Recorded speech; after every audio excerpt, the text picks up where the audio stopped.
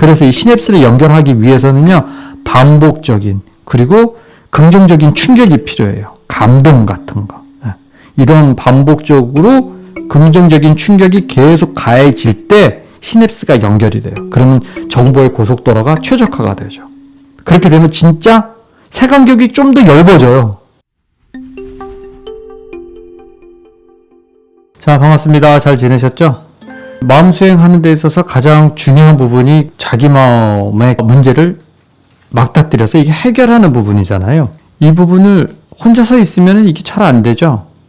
아무래도 외부에 있으면 그런 빈도가 더 높아지니까 외부 생활을 통해서 특히 뭐 가족이라든가 배우자도 물론 있겠습니다만 직장 생활이라든가 다른 인간관계에 있어서 이런 것들이 자주 접할 수 있는 기회를 갖게 된답니다. 이러면서 자기의 문제점을 알아낼 수가 있어요. 불편하니까 어떻게 하든지 해결하고 싶은 마음이 이게 막 올라온단 말입니다. 혼자서만은 마음 수행을 참 할 수가 없죠. 혼자 안 되니까 옆에 있는 사람들이 도와주는 거죠. 외부 사람들이. 자, 저희 채널에 질문을 올려주셨어요. 댓글에. 그래서 요 내용을 같이 여러분들이랑 같이 공유를 하면 상당히 도움이 될 것 같아서 이 자리를 빌어서 얘기를 한번 해보겠습니다. 질문 내용이요. 안녕하세요. 궁금한 게 있습니다. 객관적으로 불합리하고 정도를 벗어나는 상대방의 행동에 대해 올라오는 자신의 생각과 감정을 인정하고 느끼는 것과는 별개로 그에 대해 목소리를 내거나 맞대응을 하는 행동은 해도 되는 건가요?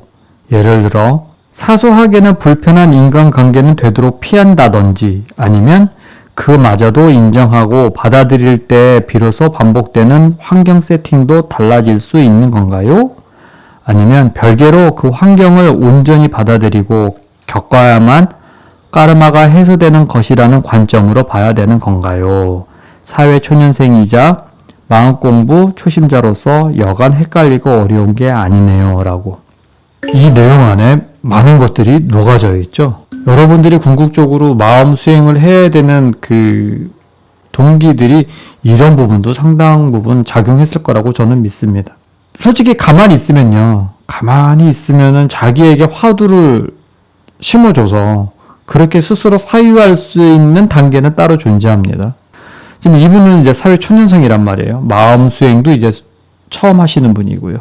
이분에게 걸맞는 솔루션을 먼저 제공을 해드리고 요거에 대한 좀 더 그 심화된 내용을 깊게 한번 해보겠습니다. 구독, 좋아요, 알림은 사랑입니다. 여기 안에 다 녹아 있는 부분이 뭐냐면 처음에 이제 표현되는 거는 분노예요. 한 일종의 단면을 지금 표현하고 있는 거예요. 만약에 여러분이 이분 자체가 없었다면 그 사람을 만나지 않았기 때문에 그 일은 벌어지지 않겠죠? 고로 내가 여기 존재하기 때문에 그 일이 일어나는 겁니다. 그죠? 그럼 그거에 대한 중심이 누구겠습니까? 자기 자신이죠. 이분 당사자예요. 이분이 없으면 일어나지 않을 일들이라는 거죠. 불교에서 얘기하는 일체유심조가 여기에 포함되어 있습니다. 내가 존재했기 때문에, 나의 마음이 존재했고 내가 여기에 있기 때문에 이 일이 일어났다. 그것은 곧 나의 마음과 무관하지 않다라고 하는 뜻입니다. 먼저 그걸 아셨으면 좋겠고, 그렇다고 해가지고 이거 안다고 해서 바로 깨쳐지는 것도 아니고, 요거는 아주 그냥 궁극적인 내용인 거라 알려드려봤자 그렇게 큰 도움은 안 될 겁니다. 지금 이분에게는요, 에너지가요, 맺혀 있어요. 보통 이런 식으로 뭔가 인식이 이렇게 부정적으로 흘러가는 데에는요, 시냅스가 끊겨져 있기 때문에 그런 부정적인 색안경을 끼고서 그 환경을 대하는 거거든요.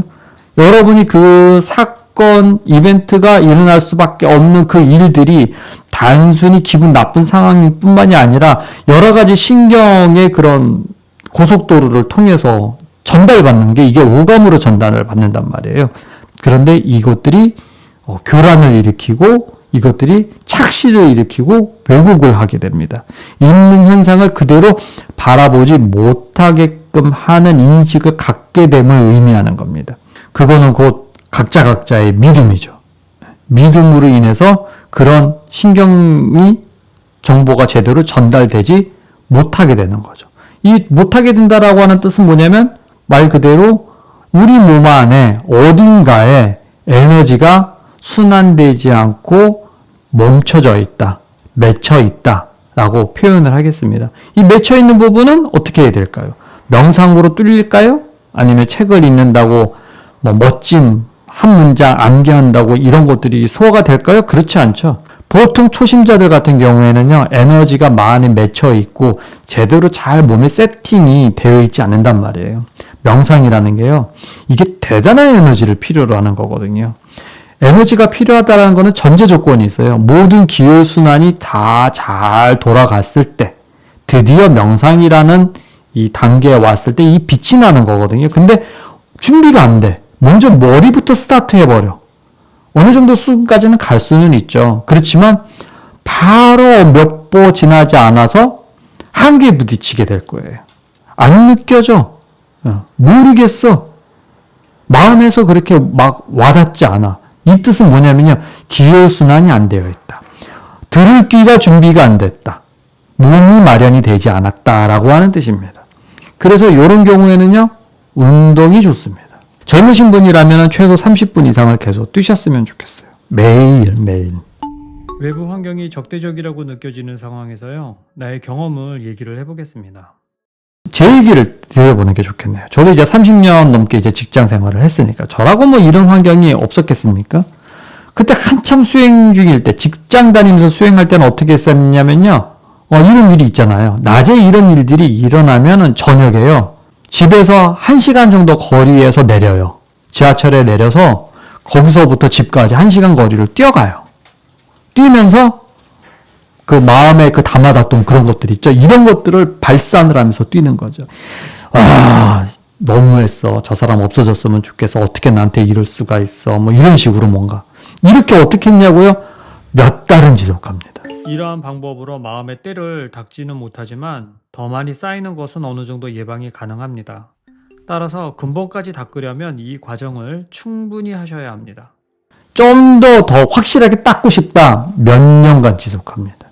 그리고 난 다음에 집에 와서 또 명상을 하고 또 배우자랑 이런 일이 있었다라고 얘기를 하고 잠자리에 들고 그 다음날 아침에 가서 또 열심히 또 일을 하고 또 마음이 올라오고 그럼 또 저녁에 또 1시간 정도 되는 거리에서 또 똑같은 루틴을 반복하는 거죠. 언제까지? 알아차릴 때까지. 이게요, 뇌련과 뇌련이 기억정보와 기억정보인데 이 기억정보가 다리가 낮아야 되는데 정보의 고속도로가 딱 낮아야지 그걸 탁 듣고서 이러니까 예 알겠습니다 라고 따다닥 되는데 이게 끊겼단 말이에요. 본인의 색안경을 꼈다는 얘기는 뭐냐면요, 정보의 고속도로가 우회하고 있다는 뜻이에요.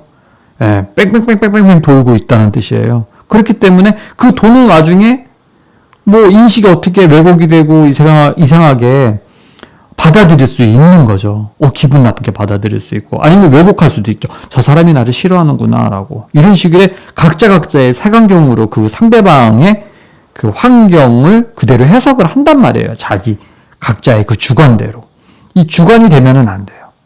올바른 주관이 있으면 상관은 없는데 이 주관이 너무 뚜렷하면 그 공동체 생활하는 데 있어서 직장 생활 특히나 사람들끼리 이렇게 부딪혀가는 데 있어서는 상당히 좀 곤란함을 겪겠죠. 그렇기 때문에 그런 부분을 갖다가 따로 떼어내서 생각을 해야 되는데 이게 안 되니까 이후에 몸을 좀 마련하고 그 에너지를 충분히 뽑아내는 훈련을 많이 하셨으면 합니다. 그리고 무의식의 그 믿음이 있습니다. 이 믿음을 정화하셔야 돼요. 믿음이 정화가 어떻게 하는지를 잘 모르겠다라고 하면요, 지금 멤버십을 준비하고 있으니까요, 제가 따로 공지를 해드리겠습니다. 그럼 여기에 등록을 하셔서 좀 더 심화의 그런 트레이닝을 하시게 된다면 그 무의식을 정화할 수 있습니다. 일단은 먼저 몸에 대한 에너지를 먼저 충분히 빼는 쪽에 집중을 하셨으면 해요. 초심자이기 때문에. 그리고 그런 것들이 어느 정도 준비가 되면은 이후에 무의식으로 들어가서, 이게 트랜스 상태로 들어간다는 뜻이 아니에요. 살아의식, 깨어져 있는 그 의식 상태로 잠재의식으로 들어갈 수가 있거든요. 그러려면은 몸이 좀 마련이 돼야 돼요. 몸이. 그때 진짜 필요한 거예요.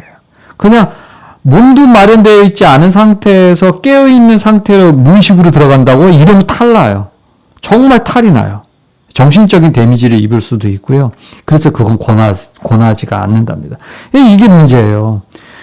이게 명상이라 이게 좀 약간 논외로 얘기할게요. 그래서 명상이라는 게 이게 듣고서 머리로 이게 외우는 수업이 아니에요. 뭐 기억하고서 이거 써먹어야 되겠다 이게 아니에요. 인풋 뭐 영상 채널 뭐 수십 개 뭐 조테드라에서 막 이렇게 뭐 들으면 뭐합니까? 아웃풋이 안 나가는데 준비돼야 되는 거죠.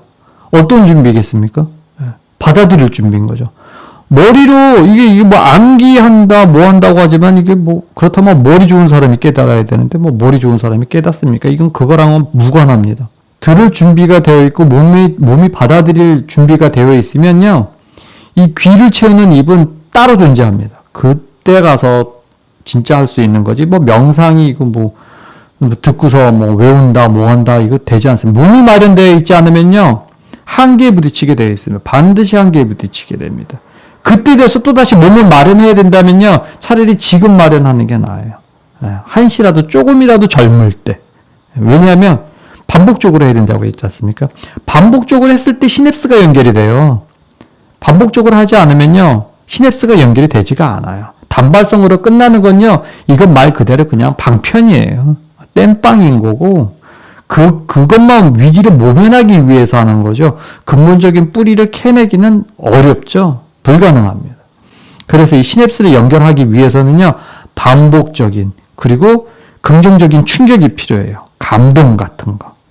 이런 반복적으로 긍정적인 충격이 계속 가해질 때 시냅스가 연결이 돼요. 그러면 정보의 고속도로가 최적화가 되죠. 그렇게 되면 진짜 색안경이 좀 더 얇아져요. 그럼 무슨 말 하는지 알아들어요. 그제서야 알아듣는답니다. 경계선 지능 장애도요 마찬가지예요. 시냅스와 시냅스가 방어 기제에 의해서 끊겨버렸어요. 그렇기 때문에 이게 이 인지가 안 되는 거거든요. 왜냐하면 벌써 그 에너지는요 무의식을 방어하느라고 에너지를 다 써버렸기 때문에 현실 사회에서의 그런 인지가 잘 안 돼요. 이 방어 기제 때문에 그렇답니다. 그래서 그 방어 기제를 없애는 가장 좋은 거는 운동하는 겁니다. 운동하고서 그리고서 무의식으로 들어가서 그 부분이 왜 생겼는지에 대해서 알아내야 되죠. 왜 생겼을까요? 이제 여기까지는 이제 그 이분에 대한 답변이고요. 좀 더 지금부터는 조금 더 심화로 들어가 볼게요. 왜 생겼냐면요.